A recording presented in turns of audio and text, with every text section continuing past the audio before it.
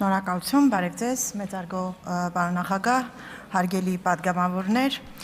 2022 թվականի դեկտեմբերին ազգային ժողովի կողմից ընդունվել է արտաքին հետախուզական գործունեության եւ արտաքին հետախուզության ծառայության մասին օրենքը, դրանից հետո 2023 թվականին հիմնադրվել է ծառայությունը, 23 թվականից ազգային ժողովի կողմից ընդունված օրենքը կիրառվել է գործնականում ծառայության ձևավորման այս ընթացքում եւ այս փորձառությունը վեր է հանել օրենքում առկա կարգավորումների կատարելագործման իրավական հստակեցման անհրաժեշտություն։ Մենք այս 3 տարիների ընթացքում հաշվառել ենք բոլոր հարցերը, որոնք իրավական պետության մեջ ենթակա են կարգավորման օրենքի մակարդակով, աշխատել ենք այնպիսի լրամշակումներ ստանալ, որոնք կլինեն իրավական տեսանկյունից հստակ եւ միաժամանակ կապահովեն ծառայության ֆունկցիոնալի արդյունավետությունը, կկոնկրետացնեն ծառայողների սոցիալական երաշխիքների շրջանակը, կվերացնեն այլ օրենքների հետ տարամեկնաբանություն տվող ձևակերպումները։ Ազգային ժողովին ներկայացված փաթեթը ներառում է բավականին մանրամասն հիմնավորումներ յուրաքանչյուր առաջարկվող փոփոխության վերաբերյալ, ուստի զեկուցմանս շրջանակներում կկենտրոնանամ հիմնական փոփոխությունների վրա։ Այսպես, օրենքում կարգավորված չեն ծառայության ծառայողին ավելի բարձր, հավասար կամ ավելի ցածր պաշտոնի նշանակելու կամ փոխադրելու հարաբերությունները, ի տարբերություն թե հանրային ծառայության մասին օրենքի եւ թե հատուկ ծառայությունների, զինվորական ծառայությունների մյուս մեր ազգային օրենսդրության համաձայն, այս խնդիրը առկա է մեր օրենքում եւ առաջարկում ենք շտկել այս բացը։ Օրենքի 31-րդ հոդվածում սահմանվում են ծառայության ծառայողներին վարձատրության պահպանմամբ տրվող նպատակային արձակուրդի տեսակները։ Հարգելի գործընկերներ, ազգային ժողովի կողմից 2020 թվականից ի վեր ընդունվել է աշխատանքային օրենսդրության փոփոխություններ, մեր օրենսգրքում նախատեսված է այսպես կոչված հայրության արձակուրդը։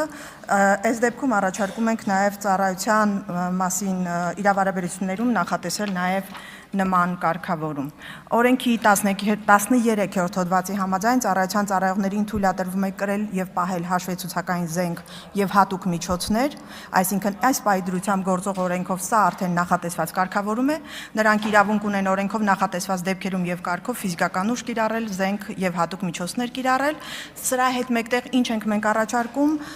առաջարկում ենք իրավական հիմք նախատեսել զենքի եւ հատուկ միջոցների կրման կարգը սահմանելու համար, ինչպես նաև լուծել այն հարցը, որ կարգավորված չէ, թե որ դեպքերում կամ ինչ կարգով ծառայողը հնարավորություն է ունենալու կամ իրավունք է ունենալու կիրառել զենքը եւ հատուկ միջոցները։ Նախագծով առաջարկում է կատարել համապատասխան լրացում եւ լուծել այս հարցը։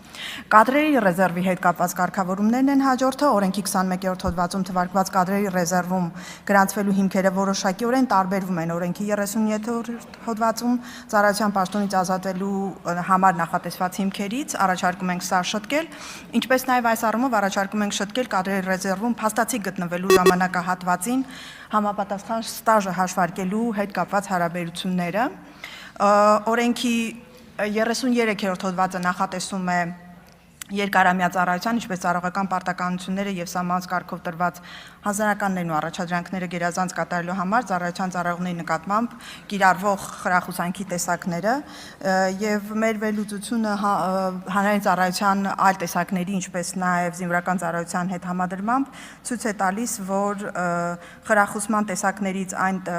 տեսակ է հանդիսանում նաեւ կարգապահական տուժ ժամկետից շուտ հանելը, ինչը նախատեսված չէ մեր դեպքում եւ առաջարկում ենք նաեւ այս համահարթությունը, համաչափ մոտեցումը կիրառել նաև օրենքով։ Առաջարկում է ծառայության պետի եւ տեղակալի պաշտոնում, որոնք այս պայծրությամբ գիտեք հանրային ծառայության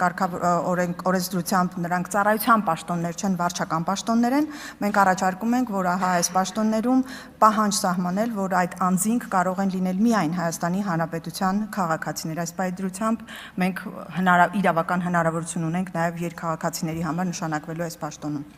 Հաջորդ փոփոխությունը վերապետրում է վերապատրաստումների մասնագիտական կրթական դասընթացների դեպքում նախատեսելու ծառայության նվազագույն ժամկետ եւ փոխհատուցման հնարավորություն։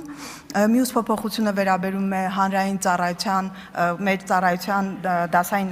դասային աշճաններ նախատեսելու հետ կապված հարաբերություններին։ Ըստ էության մյուս փաթեթի մեծ փոփոխությունները վերաբերում են սոցիալական երաշխիքներին եւ վերջում նշեմ, որ օպերատիվ հետախուզական գործունեության մասին օրենքի իմաստով մենք որպես ծառայություն իրավունք ունենք ի թիվս այլնի իրականացնելու հեռախոսային հաղորդակցության վերահսկում միջոցառումը եւ այս փաթեթով առաջարկում է ՕՀԳ օրենքով թույլատրելի դարձնել ծառայության կողմից թվային, այդ թվում հեռախոսային հաղորդակցության վերահսկման օպերատիվ հետախուզական միջոցառումը ինքնուրույն եւ սեփական օպերատիվ տեխնիկական ենթակառուցվածքներով կատարելու հնարավորությունը։ Զեկուցումս այսքանն է, շնորհակալություն։ Շնորհակալություն, հարցերի համար հերթագրում։